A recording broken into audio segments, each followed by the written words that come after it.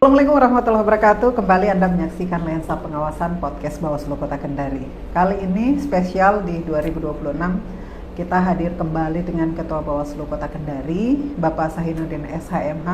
Selamat datang Pak di kantor sendiri. Selamat datang. Lensa Pengawasan Podcastnya Bawaslu Kota Kendari.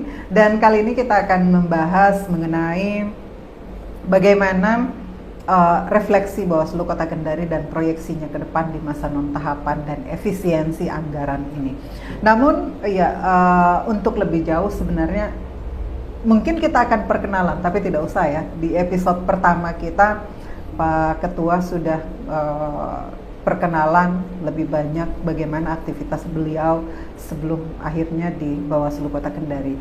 Dan sekali lagi sahabat Bawaslu, teman-teman yang menyaksikan Lensa Pengawasan, Pak Ketua ini sebelum di periode ini juga, periode sebelumnya juga sudah di Bawaslu Kota Kendari. Bahkan sebelum Bawaslu itu sendiri, khususnya untuk kabupaten kota itu permanen, juga beliau sudah masih masa ad hoc juga sudah berkecimpung di Bawaslu itu sendiri. Dan ya, keseharian beliau adalah sebagai advokat sebelum pada akhirnya menjadi ketua di Bawaslu Kota Kendari.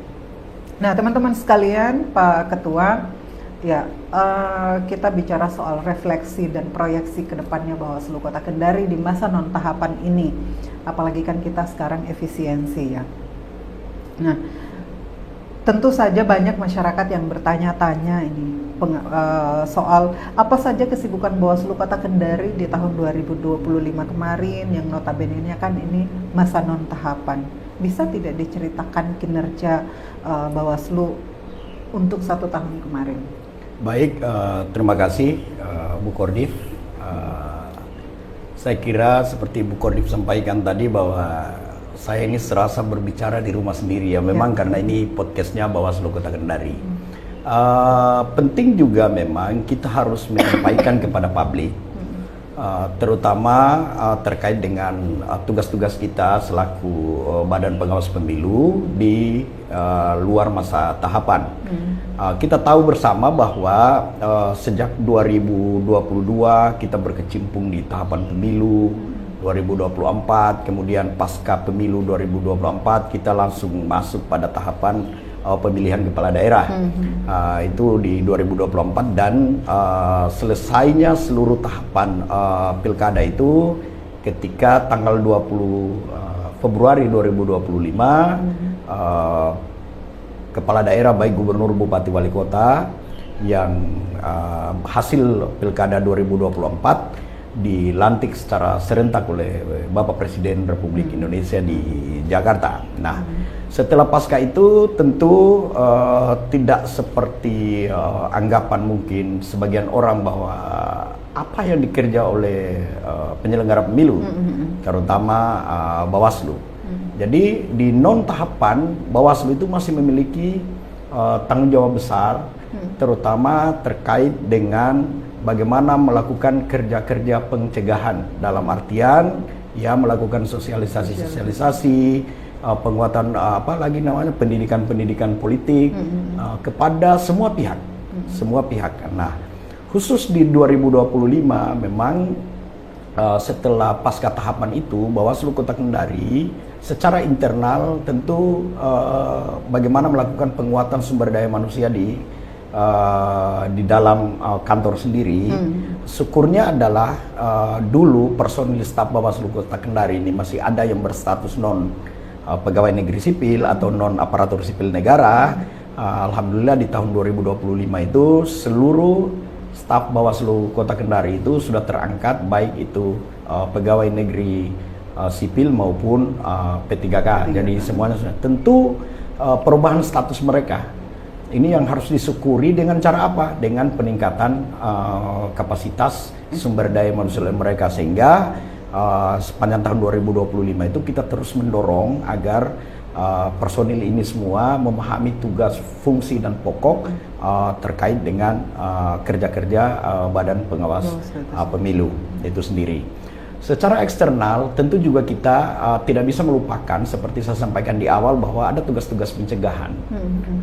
Bagaimana membangun partisipasi publik melalui pendidikan politik, terutama kita menyasar ke kalangan-kalangan yang dihuni oleh para pemilih pemula. Maka diantaranya adalah kemarin bagaimana kita meningkatkan peran konten-konten media sosial kita dengan konten-konten yang mungkin saat ini era informasi teknologi itu banyak disasar oleh publik. Jadi setiap saat tim Humas Bawaslu Kota Kendari terus menyampaikan informasi-informasi, termasuk di dalamnya berisi pendidikan-pendidikan demokrasi kepada semua pihak. Kemudian yang berikutnya, kita juga di 2024 itu memperluas pojok pengawasan. Yang pojok pengawasan itu selama ini adanya hanya di kantor, salah satu ruangan di kantor Bawaslu Kota Kendari. Kemudian kita perluas di tempat-tempat lain, terutama di 11 kelurahan kita sudah sasar, dan 11 kelurahan dengan 4 sekolah setingkat SMA yang kita sudah panjang di sini. Tentu itu pojok-pojok pengawasan itu bisa berisi berbagai informasi dari berbagai platform media yang disediakan oleh Bawaslu Kota Kendari. Selanjutnya juga tentu tidak lupa juga di tengah keterbatasan apalagi efisiensi seperti yang disampaikan oleh Bu Koordif tadi, bahwa kita juga tidak melupakan bagaimana terus memberikan pendidikan politik pada para pemilih pemula yang saat ini masih duduk di bangku SMA. Nah, di tengah keterbatasan efisiensi, kita coba mendekatkan diri. Kemudian terutama kemarin kita paling terakhir itu kita melakukan sosialisasi di sekolah luar biasa setingkat SMA Negeri 2 Kendari. Itu karena apa? Memang disabilitas, penyandang disabilitas itu harus diberikan perhatian dan afirmasi secara khusus, karena ini terkait dengan penggunaan hak mereka yang tidak berbeda dengan para pemilih yang normal pada umumnya, karena ada penggunaan hak mereka di dalam pemilihan, sehingga kita berikan pendidikan politik.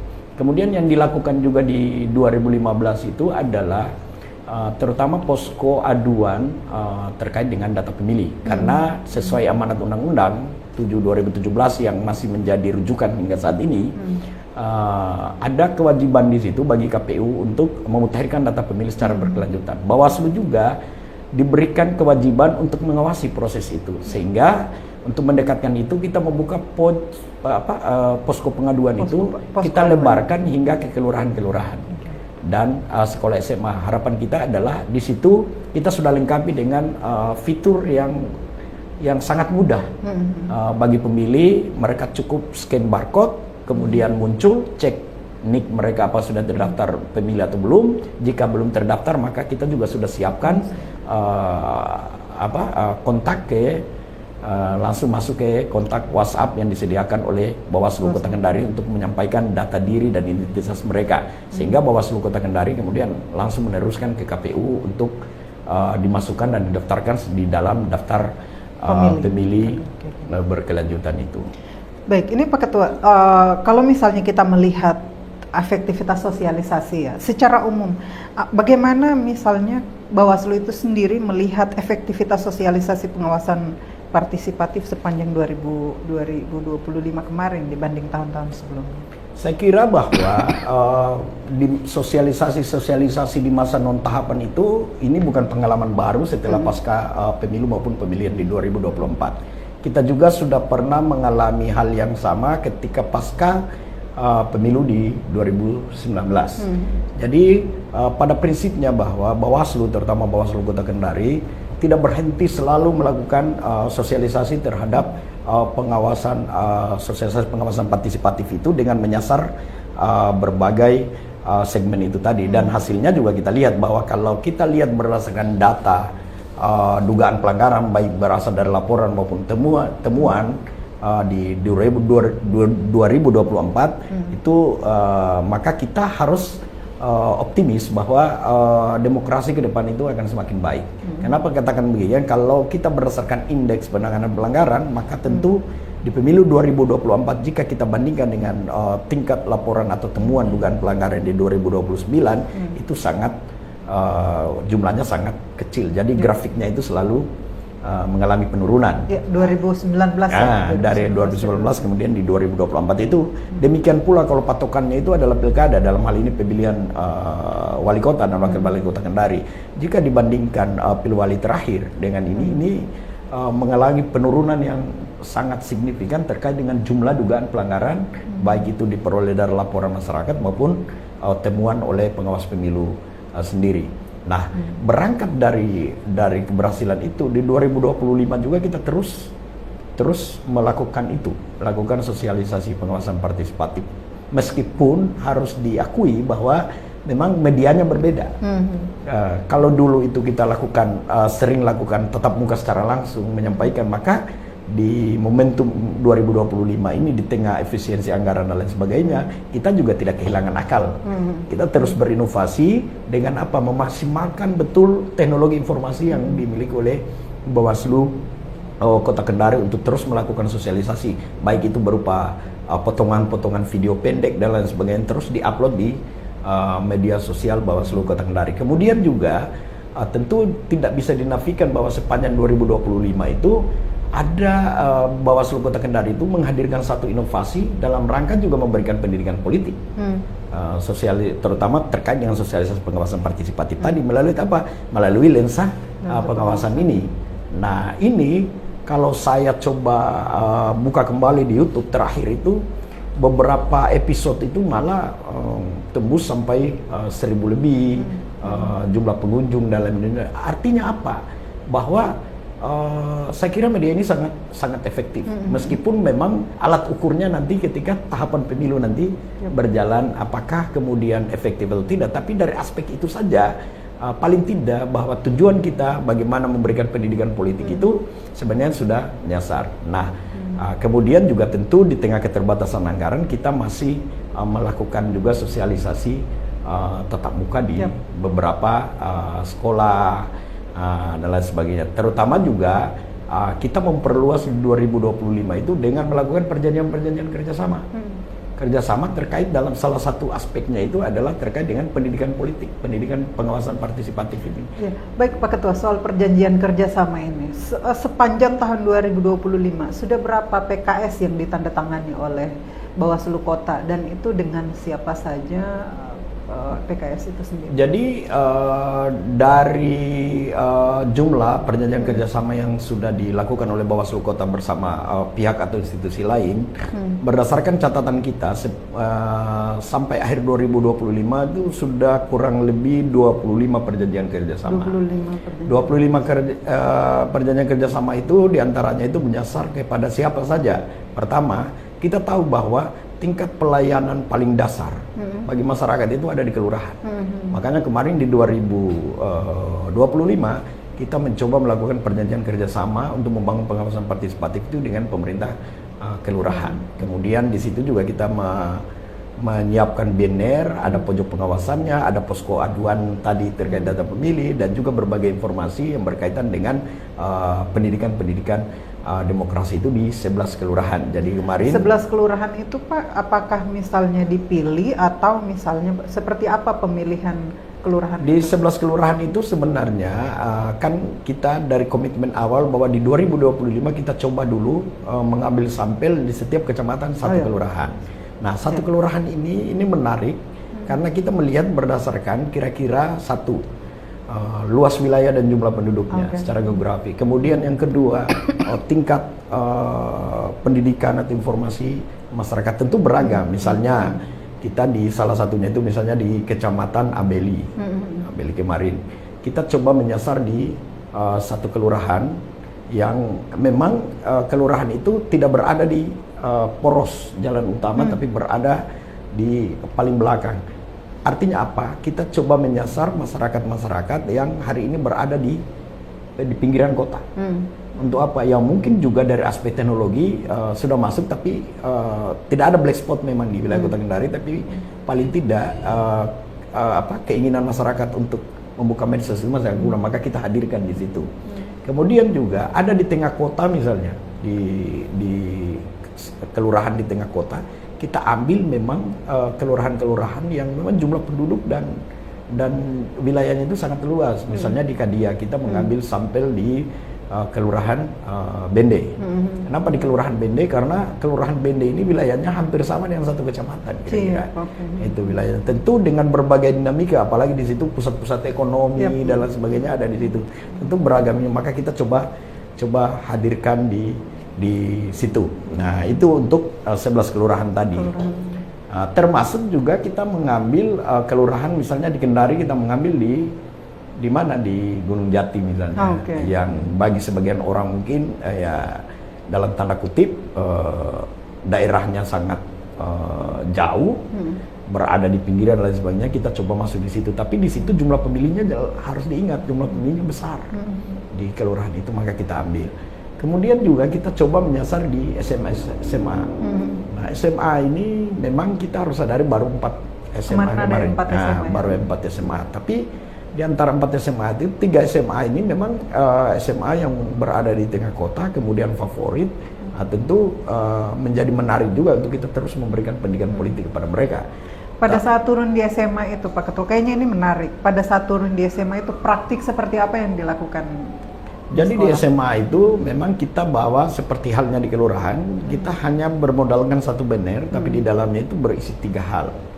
Aduan data pemilih di situ, kemudian berbagai informasi lain jika mengunjungi YouTube atau websitenya Bawaslu Kota Kendari, kemudian juga di situ ada pojok pengawasan itu.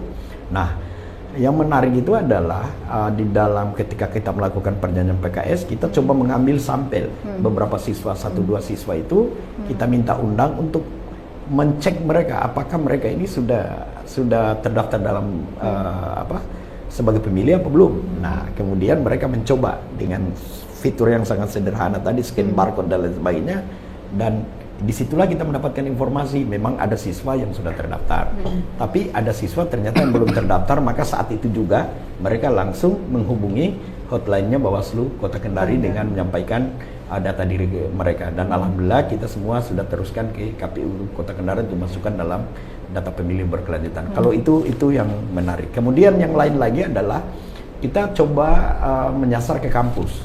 Saya ambil sampel saja misalnya di Fakultas Ilmu Sosial Ilmu Politik UHO. Kita 3 program studi yang kita PKS. Dan alhamdulillah dari 3 program studi itu setiap tahun secara intens, secara rutin mereka mengirim mahasiswanya itu magang di Bawaslu Kota Kendari. Jadi disitulah mahasiswa dikenalkan seperti apa kerja-kerja Bawaslu, terutama yang magang terakhir di tahun 2025 di saat masa non tahapan. Mereka itu mahasiswa kita ajak untuk turun ketika melakukan uji petik maupun pengawasan atau coktas di pemutahiran data pemilih berkelanjutan, sehingga mereka menyadari bahwa ternyata tugas Bawaslu di masa non tahapan seperti ini. Yang berikutnya ya alhamdulillahnya bahwa mahasiswa yang kemudian magang tadi di Bawaslu Kota Kendari tidak sedikit juga kemudian memutuskan mengambil skripsinya itu, menulis karya ilmiahnya itu dengan mengangkat judul terkait dengan penelitiannya di Bawaslu Kota Kendari terkait dengan kerja-kerja pengawasan. Saya kira ini adalah bentuk sosialisasi pengawasan dan lain sebagainya.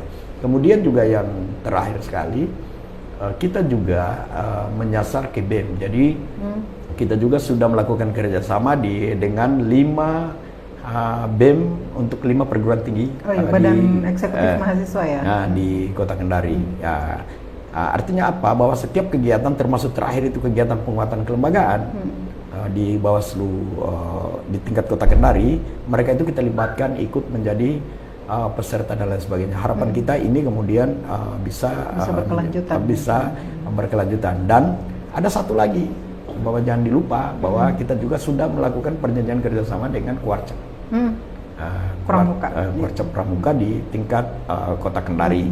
Memang terkait ini Kuarcap masih ada PR bagi kita di tahun 2026, karena perjanjiannya itu bukan hanya memberikan edukasi pendidikan politik terkait dengan pengawasan partisipatif di berbagai kegiatan kepramukaan, tapi juga ada rencana Bawaslu Kota Kendari itu membentuk Saka Adiaksa pemilu di Bawaslu Kota Kendari. Nah, ini yang masih jadi PR kita untuk kita tindak lanjuti di 2026 ini. Baik, Pak Ketua, biasanya kan ini untuk segmen pelajar dan mahasiswa ini, pemilih pemula tuh. Seringkali itu menjadi sasaran empuk politik uang. Nah, dan itu kita tidak bisa menutup mata untuk isu yang seperti itu ya. Bagaimana Bawaslu Kota Kendari sosialisasi terkait ini di sekolah-sekolah maupun di kampus? Ada trik tertentu atau seperti apa? Atau mungkin ada program Ghost to Campus atau seperti apa? Ya, jadi terima kasih. Bawaslu Kota Kendari itu cukup lama sebenarnya membuat program yang namanya Go to School, kemudian Go to Campus. Nah, di Go to School ini memang sudah berjalan dari setahu saya itu sejak selesainya tahapan pemilu 2019 itu sudah berjalan. Jadi kita fokus memang ke Go to School ini, termasuk kemarin pasca pemilu 2024 dan pilkada itu, cuma memang dengan cara inovasi yang berbeda. Kalau dulu tadi saya katakan bahwa selalu tatap muka, sekarang kita lebih mendepankan memfungsikan teknologi informasi. Karena memang di pemilih pemula ini pertama ada kebiasaan mereka. Jadi mereka itu selalu sekarang itu lebih suka berteman dengan gadgetnya misalnya. Maka inilah yang kita manfaatkan. Terkait dengan apa tadi? Soal politik uang. Soal politik uang. Pembelajaran politik uang dan memang, pengawasan partisipatif. Ya, politik uang ini memang harus menjadi kerjasama semua pihak. Misalnya kemarin ada beberapa kali Kesbangpol menyelenggarakan kegiatan, terutama juga karena punya tujuan yang sama. Kesbangpol Kota Kendari menghadirkan beberapa SMA dan beberapa segmen itu memang Bawaslu Kota selalu hadir sebagai narasumber. Nah, disitulah kita sampaikan kepada adik-adik kita, karena ini penting supaya apa? Politik uang ini tidak menjadi budaya, karena ini salah satu isu pemilu kita di antara 3 isu besar itu, salah satunya itu masih soal politik uang. Kita tidak berharap bahwa generasi-generasi penerus ini kemudian mereka seakan-akan masuk menjadi budaya mereka terhadap politik uang. Oleh karena itu kita sampaikan bahwa kalau masa depannya mau baik, ya begitu selalu kita sampaikan, maka saat ini sejak pemilu itu hindari yang namanya politik uang. Karena kalau politik uang kemudian ini teman adik-adik menjadi permisif dengan itu, kemudian seakan-akan tiada pemilu tanpa itu, kemudian maka tentu juga pemimpin-pemimpin yang lahir juga pemimpin-pemimpin yang tidak akan mungkin bisa menjamin masa depan adik-adik kita ini. Sementara mereka ini kan punya kualitas sumber daya manusia dan lain sebagainya, ini tidak bisa bersaing hanya karena faktor itu, korupsi. Maka kita sampaikan bahwa pemilik daulat itu adalah rakyat, termasuk mereka pemilik daulat. Masa kedaulatan tertinggi yang mereka punya harus digadai dengan 200.000, 250.000, sampai biasa juga kita sampaikan itu menghitung sampai kira-kira per hari itu hanya kurang lebih tidak sampai 100 perak misalnya. Murah sekali kalau kita bicara nilai kedaulatan yang melekat pada diri mereka. Maka oleh karena itu kita selalu intinya menyampaikan bahwa jangan. Mungkin mereka pernah menyaksikan orang tua mereka menerima dan lain sebagainya, tapi kita sampaikan bahwa itu perbuatan tidak baik. Itu tidak baik. Bukan soal apa, termasuk juga soal hukuman. Misalnya ketentuan pidananya, misalnya soal politik uang. Sampai kita juga menyampaikan kepada adik-adik, kalau kemudian orang tua mereka terjerat kasus politik uang, kemudian diproses, apakah itu juga tidak akan pasti akan berpengaruh terhadap masa depan mereka. Karena mereka masih butuh sekolah, tamat itu kemudian kuliah, tapi kalau orang tuanya kemudian harus dihukum, siapa yang akan membiayai mereka?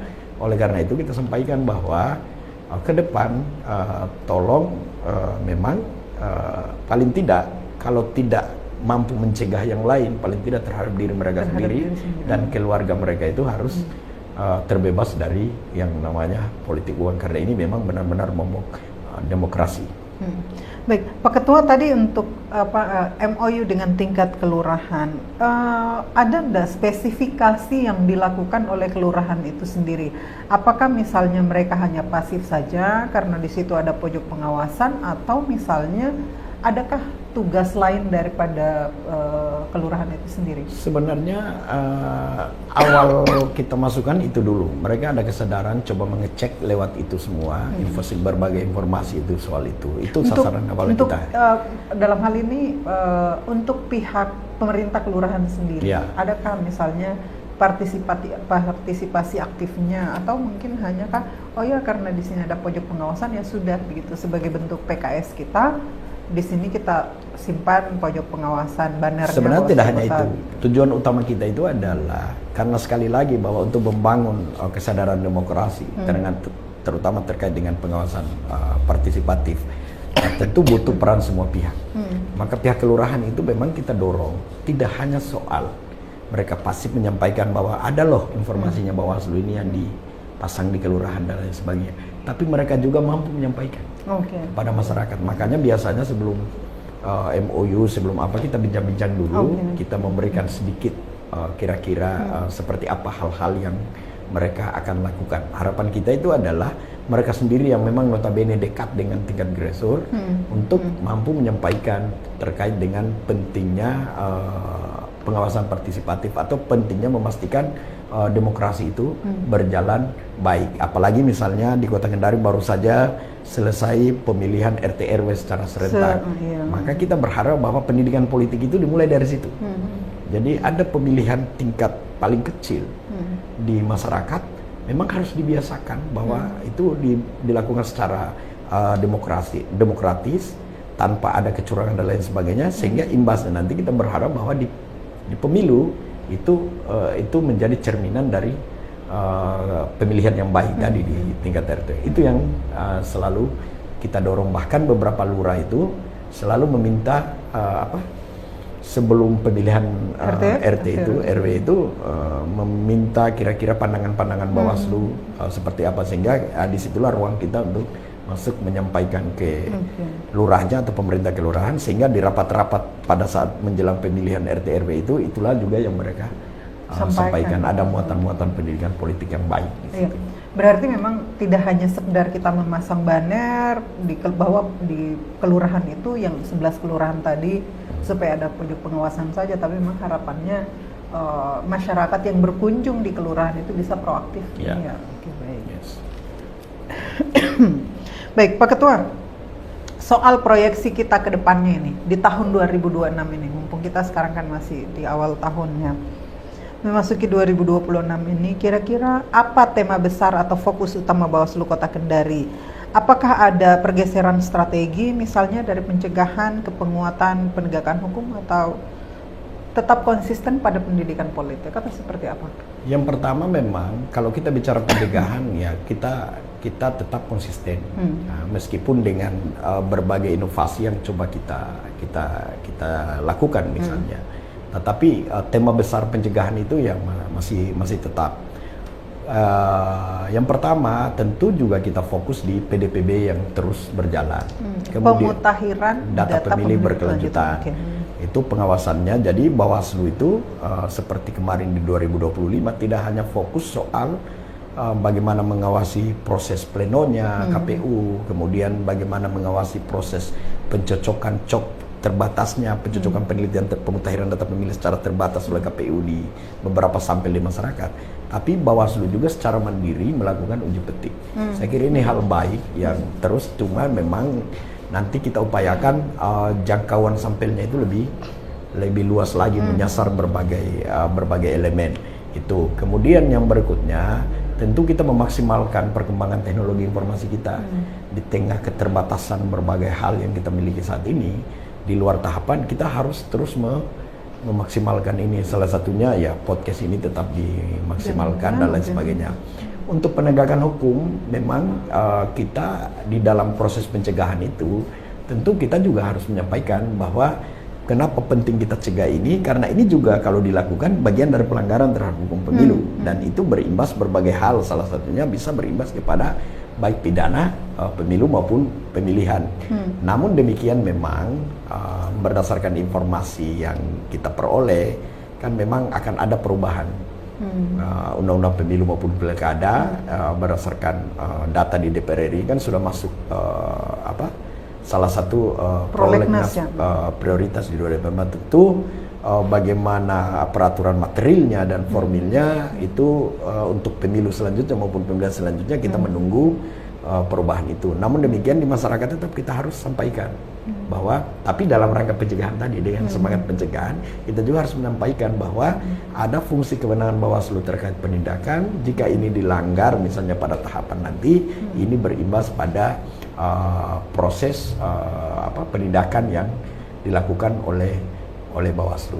Jadi tema besarnya tetap pada pencegahan, namun demikian saya garis bawahi lagi dengan beragam inovasi. Perluasan program selanjutnya itu juga menjadi prioritas kita. Misalnya kemarin kita mengambil sampel satu kelurahan, satu kecamatan, tentu kita akan perluas lagi. SMA juga begitu. Termasuk tadi yang saya sudah singgung di awal bahwa salah satu materi dari perjanjian kerjasama dengan Kuarcap Pramuka itu adalah kita akan membentuk Saka Adiaksa pemilu di Bawaslu Kota Kendari. Ini juga menjadi PR yang tentu akan jadi prioritas di tahun 2026 ini. Nah, untuk di tahun 2026 ini lagi-lagi ya, proyeksi kita ke depannya ini. Adakah rencana misalnya pengembangan kanal aduan selain daripada pojok pengawasan tadi yang berbasis teknologi? Selain itu tadi. Sebenarnya kan kalau kita bicara kanal aduan apa semua, misalnya di Bawaslu itu ada aplikasi secara nasional yang namanya apa? Sigap lapor. Ada sigap lapor dan lain sebagainya. Namun demikian memang saya kemarin tertarik dengan beberapa aplikasi yang dibuat oleh calon pegawai negeri sipil yang ditempatkan di Bawaslu Kota Kendari. Ada misalnya soal aplikasi barang bukti dan lain sebagainya. Saya tertarik bahwa kemudian itu coba kita perluas menjadi kanal-kanal aduan yang sangat mendekatkan dan mudah bagi masyarakat. Misalnya di non tahapan tadi, aduan terkait data pemilih. Kita sudah lakukan itu, misalnya hanya scan barcode, sudah ada fitur di dalam, mereka tinggal masuk. Jika mereka belum terdaftar pemilih, maka sudah ada hotline-nya langsung ke Bawaslu Kota Kendari. Ini adalah cara-cara sederhana yang tentu kita akan coba maksimalkan lagi di tahun 2026 ini. Gitu. Baik Pak Ketua, terakhir, kira-kira untuk kedepannya di 2026 khususnya ini, apa harapan Pak Ketua terhadap instansi pemerintah, terhadap komunitas, juga khususnya pemilih muda di Kota Kendari untuk mengawal proses demokrasi menjelang nanti pemilu dan pilkada selanjutnya? Saya kira memang untuk menciptakan demokrasi yang baik itu butuh peran semua pihak. Yep. Bawaslu itu hanya sebagai leader dalam memastikan bahwa pemilu itu berjalan sesuai dengan relnya, sesuai dengan mekanismenya, dan sesuai dengan ketentuan peraturan perundang-undangan. Tapi kan Bawaslu menjadi leader dan kita harapkan bahwa ini kemudian menjadi peran semua pihak. Pihak-pihak untuk memiliki kesadaran yang sama. Nah, salah satu saya kira, kalau saya tidak salah, mohon izin kalau misalnya saya salah dikoreksi, bahwa salah satu indikator kemajuan sebuah daerah atau negara itu, salah satu alat ukurnya juga itu adalah indeks demokrasinya.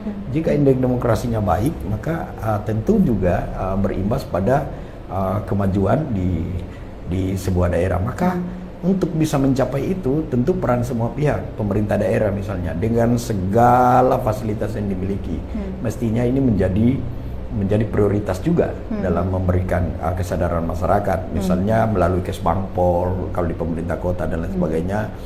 Itu kita terus berkolaborasi, makanya kan sampai hari ini kita terus berkolaborasi dengan Kesbangpol. Untuk apa? Ada peran-peran pemerintah daerah di situ untuk apa? Untuk dalam menciptakan demokrasi yang baik.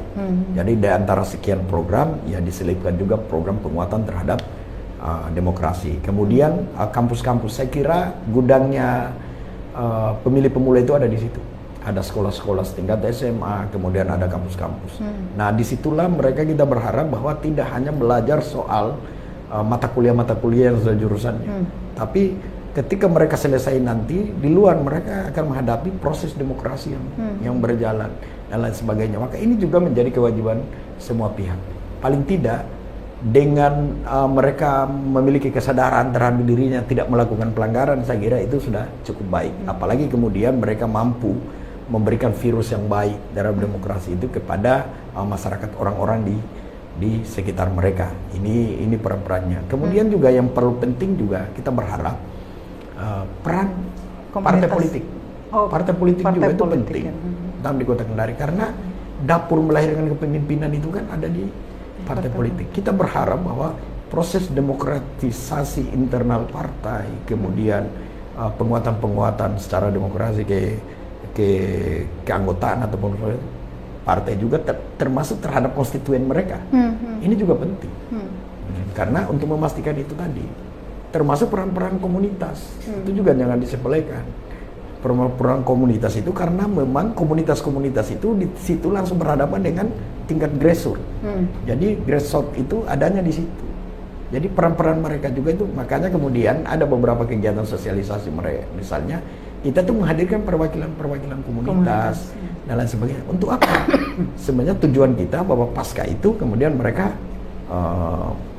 bisa menyampaikan kepada di komunitas-komunitasnya tentang pentingnya berdemokrasi yang baik.